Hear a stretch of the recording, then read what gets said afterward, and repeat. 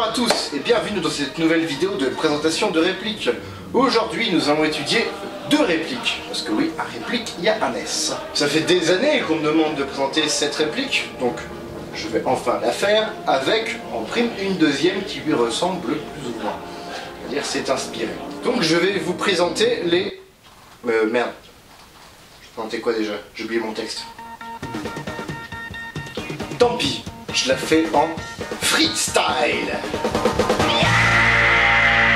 Voilà, j'ai retrouvé ce que je voulais dire. Je vais donc vous présenter les Motherfucker 98K, Tanaka et PPS.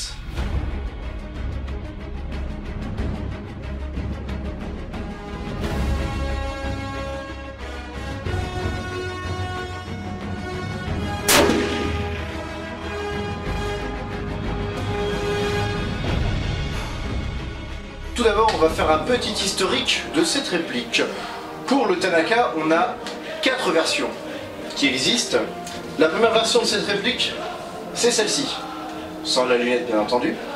Il s'agit donc d'un modèle qui n'est pas bridé, qui a un certain look. La deuxième version, c'est la version Gewehr 3340, c'est-à-dire raccourci un peu comme ta bite pour les chasseurs alpins. Cette version, elle a été fabriquée pendant un moment, puis est tombée à l'abandon. Mais depuis quelques semaines, où ça va venir, je ne sais pas encore, cette version va à nouveau faire partie du catalogue de chez Tanaka et sera commercialisée avec un nouveau look et logiquement des nouveaux marquages. La troisième version, c'est celle-ci, mais bridée, donc qui correspond aux normes japonaises. Oui, les Japonais ont des puissances bridées. Ça vous fait rire jaune, hein, c'est ça? Cette dernière version peut se trouver pour environ 600 € dans certaines boutiques. Je ne vous donnerai pas les liens, parce que je ne les connais pas. Et la dernière version de cette réplique est sortie il n'y a pas très longtemps, a été entièrement refaite au niveau de son look. Donc c'est pas le même aspect du bois, c'est pas le même aspect du métal. Et ça a été, je pense que ça a été bronzé, à chaud, c'est un super résultat, mais pour un prix de 700 €. Avec des marquages spécifiques qui fait qu'on reconnaît cette version. Donc ça coûte très cher, je vous l'accorde, mais c'est la marque Tanaka Works qui fait ça. Et c'est sur cette dernière version que PPS s'est inspiré, enfin quand je dis inspiré, ils ont clairement pompé le dernier Tanaka qui est sorti pour en faire la version ici faite par PPS. Pour un prix 2 fois moins cher.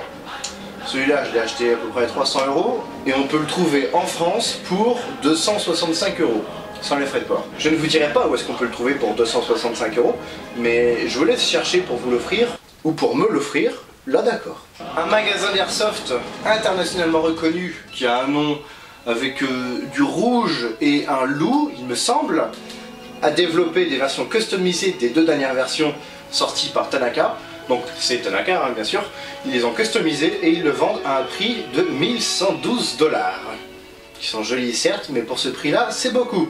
N'empêche, à 1 $ près, on était à un chiffre symbolique. Hein. D'ailleurs, vous savez ce qui s'est passé en 1111 après Jésus-Christ? L'invasion des ch'tis.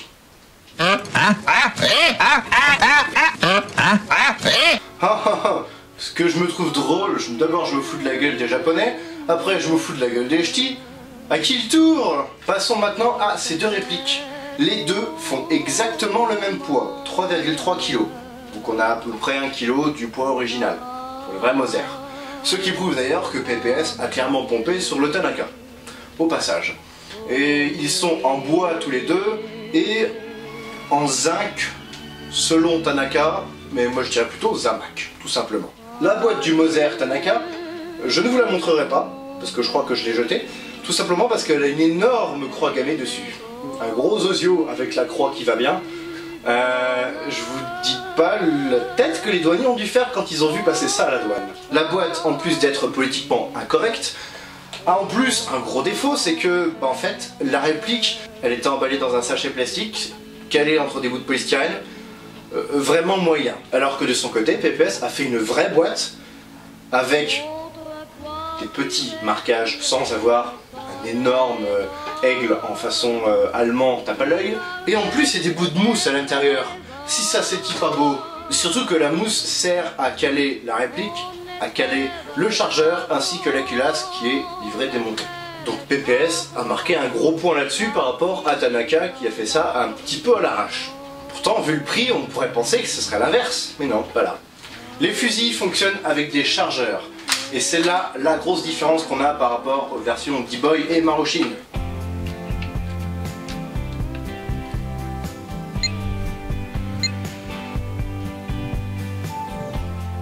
C'est bon, je suis chargé. Je suis un homme branché. Un chargeur peut contenir 11 billes. Je ne vous conseillerais d'en mettre que 10 puisque le 11e force beaucoup. Et puis avoir le double de capacité du fusil réel, c'est pas mal. Donc 10, c'est très bien. Après, l'inconvénient, c'est qu'il coûte très cher. Oui, comptez 80 € pour un chargeur de Tanaka et je l'ai trouvé à 45 € en France pour un chargeur PPS. Mais ils sont difficiles à trouver, je l'avoue. Donc celui-là est trouvable exactement au même endroit où on peut acheter le fusil, en France. Après, les chargeurs Tanaka sont pas étanches. Quand on remplit, on entend le bruit du gaz qui passe, il y en a qui part à côté, alors que la valve PPS, elle, est étanche. Donc encore un bon point pour PPS.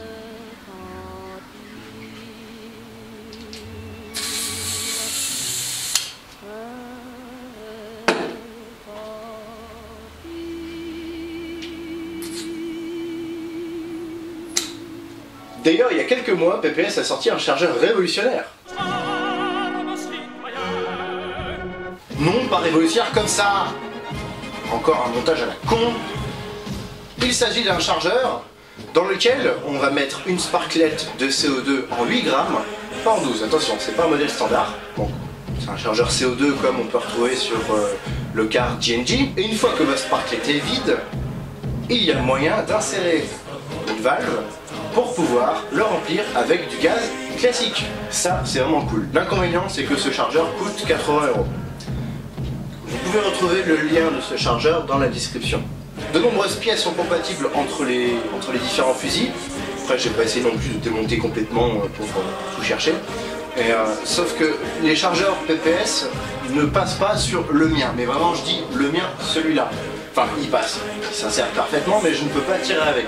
Pourquoi? Parce que ce fusil-là, il a 10 ans. Le problème, c'est qu'au bout de 10 ans, le percuteur, il s'est abîmé. J'ai toujours pas réussi à régler le problème. Faut dire que j'ai pas beaucoup cherché, j'avoue. Et le problème, c'est que là, même sans bride, il va taper à, allez, 300 FPS grand maximum. Et le problème, c'est que avec des chargeurs qui ont une valve trop dure, et ben, ça passe pas. Ça appuie, mais il n'y a pas de gaz qui sort, donc j'essaierai de régler ce problème, voire même de trouver une pièce de rechange du PPS pour mettre sur le Tanaka ou directement de connecter Tanaka. Enfin, j'en sais rien, je verrai pour le moment. Attention cependant, ici, je veux pouvoir démonter la culasse. Je n'y arrive pas, même en manipulant le petit levier qui va bien. Pourquoi? Parce qu'il y a une vis. C'est une vraie petite coquine qui va aller se dévisser petit à petit au fur et à mesure qu'on va manipuler la culasse, ce qui va gêner fortement l'extraction de la culasse. Cette vis peut carrément s'enlever, donc je vous conseille juste de mettre du frein à filet. Ce sera la meilleure solution possible. Voici, je peux donc démonter la culasse pour vous montrer cette vis en question. Là, non, c'est pas grave. La vis en question, elle est là. Oui, c'est mon majeur. On vous fera un doigt d'honneur, en effet. Ici, plus en détail sur la photo, et c'est en fait la vis qui sert à solidariser l'avant de la culasse. D'ailleurs, ça vous choque pas, vous, le mot culasse? J'ai l'impression de dire deux gros mots, un en français et un en anglais. En plus, c'est la même traduction. Comme vous avez pu le voir, il y a une lame qui est tombée, c'est celle-ci.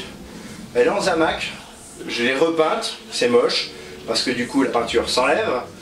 Bon, je vous conseille juste un truc, collez-la.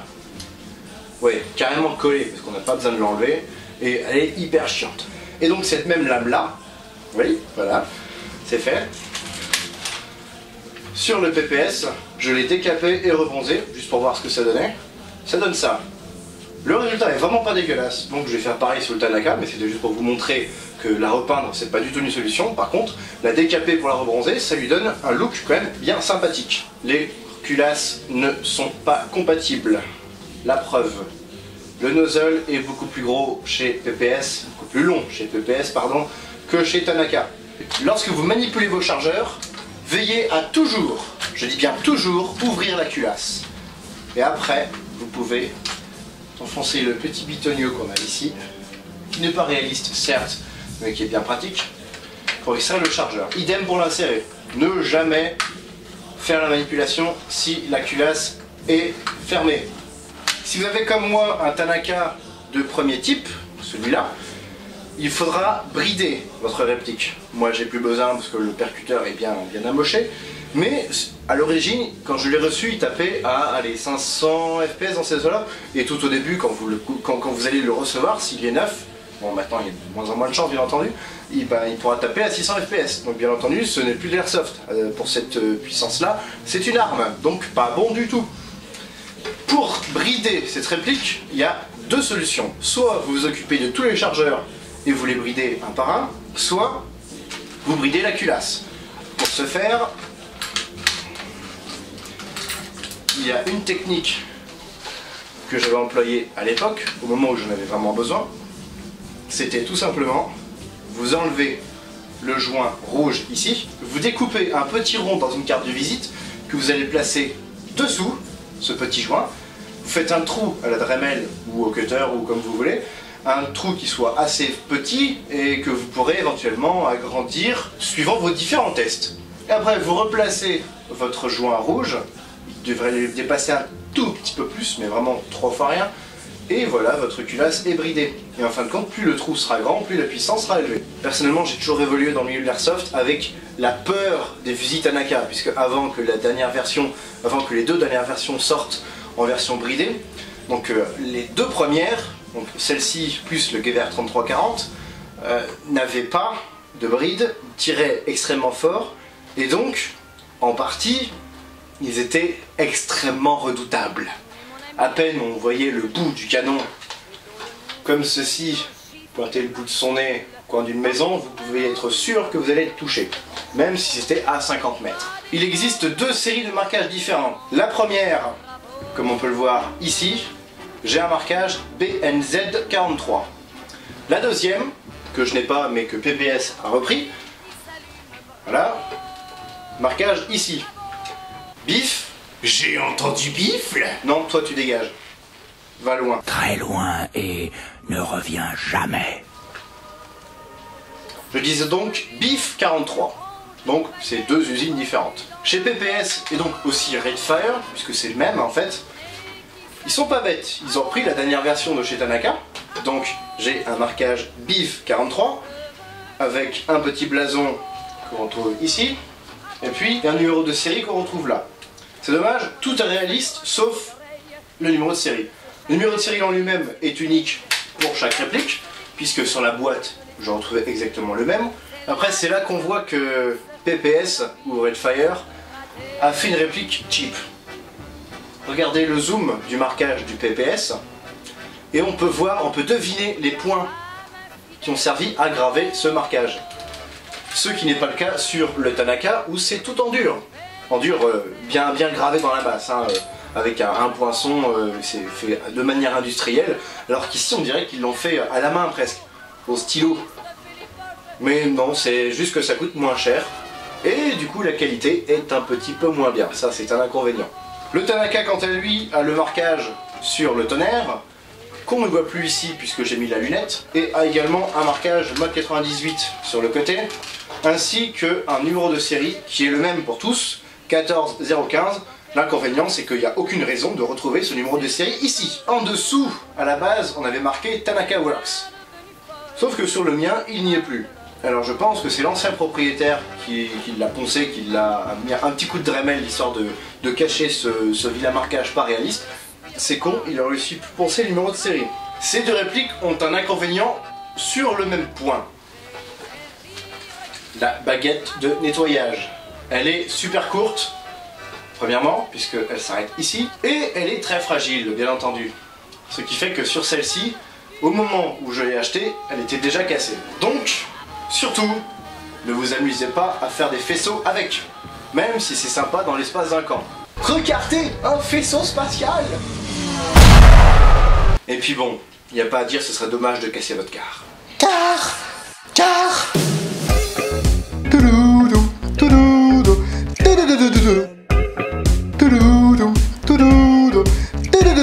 Je m'appelle Car, je suis d'Openterfamnecker. Toujours de bonne humeur, je suis le roi de la vie, pas besoin de notice, même pour les novices, je suis le roi de la casse. C'est le casse du car, c'est le casse du car, c'est le casse du car, donne-moi du car. Bah ouais, tu m'as dit de te donner du car, je t'en donne. Fallait préciser. Si jamais vous possédez une version bridée du Moser 98K Tanaka, surtout n'hésitez pas à mettre dans les commentaires la puissance que vous obtenez. Je serais curieux de voir ça, j'en ai eu un entre les mains il y a vachement longtemps, mais je crois que ça tapait dans les 340. Mais j'ai un doute, donc à confirmer. En tout cas, le mien tape en dessous de cette limite à cause du percuteur abîmé.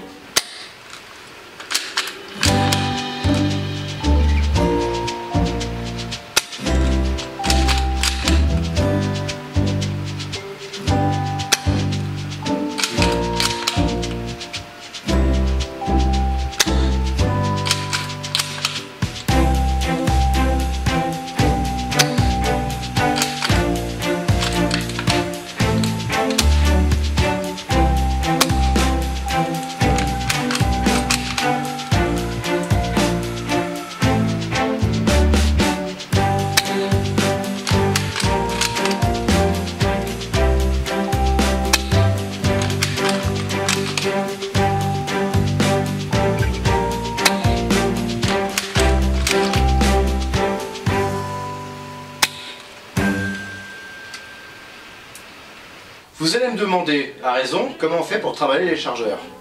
Alors là, c'est un peu comme vous pouvez en fait. L'avantage d'avoir une blouse comme celle-ci, c'est que vous avez des poches ici pour accéder aux autres poches qu'on a ici, sur la vareuse, sur la felt blouse. Sauf que c'est pas forcément accessible. Ça, je vous l'accorde. La solution que j'ai trouvée, enfin que j'ai trouvée aussi sur les forums, je sais plus d'où ça vient, enfin en tout cas je vous partage l'information, c'est de prendre le porte-chargeur de Gever 43. Alors vous allez me dire, ouais c'est pas top d'avoir un porte-chargeur de Gever 43, oui c'est vrai, mais bon, après si vous voulez vraiment rester réaliste, il faut prendre les deux porte-chargeurs comme ceci, les deux cartouchières, pardon. Mais après, pourquoi j'ai fait comme ceci?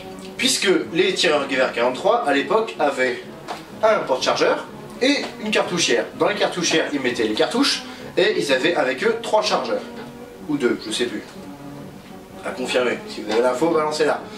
Et donc, dans ces porte-chargeurs, comme par hasard, nos chargeurs, ils passent, ils rentrent. En plus, ils sont tout en métal. Donc, il y a quand même peu de chances que ça pète. Mais faire attention quand même. Après, le plus dur, c'est de ne pas les perdre en fait. Qu'ils ne tombent pas. Ça, ce serait dommage. Et dans les autres cartouchières, on va mettre des petits sachets avec des billes. Pourquoi des petits sachets? Parce que comme ça vous pouvez les rentrer dans les emplacements, dans les pushs, comme disent les Anglais. Ce qui est bien plus pratique pour trimballer des billes plutôt que de les mettre directement dedans. Donc voilà, c'est une méthode comme une autre. Après, sinon vous pouvez les mettre dans le sac à pain, c'est une autre méthode. Donc c'est à votre convenance, moi c'est la technique que j'emploie, c'est celle-là avec les porte-chargeurs de Gever 43. Après si vous voulez faire une tenue début de guerre, là c'est sûr que ça ne va pas fonctionner avec ça. Un énorme point noir, de mon point de vue, c'est que le Tanaka aura un hop-up, un joint hop-up qui va très vite s'abîmer. Pour vous dire, ça fait 4 ans que je l'ai maintenant et j'ai changé 2 fois le joint hop-up. Le bloc hop-up du Tanaka est en plastique, premièrement, et deuxièmement, il a un gros problème, c'est que le joint s'abîme très vite. C'est vraiment le gros point noir de ce fusil, en plus du fait que le percuteur soit un petit peu abîmé, bon ça c'est juste sur le mien qui est vieux. L'avantage, c'est que cette pièce se trouve extrêmement facilement. C'est en fait un joint de M700, si je ne me trompe pas, de la marque Tanaka, donc c'est un joint standard chez eux, donc facile à trouver, pour quelques euros à peine, avec les frais de port. Ça c'est cool. Le bloc hop-up du Tanaka est en plastique, alors que celui du PPS est en métal, ce qui fait que c'est déjà arrivé, il me semble que sur le Tanaka, on a déjà eu des casse du car. Après, ils ne sont pas compatibles, hein. Les deux blocs hop-up, n'essayez pas d'en mettre l'un sur l'autre, ça marchera pas. Puisqu'on a vu avec le nozzle, c'est pas le même, donc c'est pas le même bloc hop-up. Le hop-up est une vis située ici, avec une petite flèche d'ailleurs. La vis ici se démonte, la vis à l'avant est factice, qui est une contre-vis en fait. Et donc le petit bouton pour dégager le chargeur.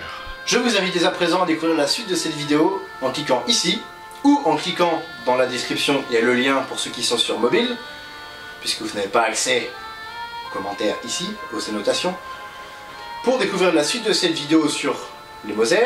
Donc je vous donne rendez-vous tout de suite, comme ça vous aurez le temps d'aller faire un café, fumer un thé, manger une clope, je sais pas, faire ce que vous voulez. Donc à tout de suite.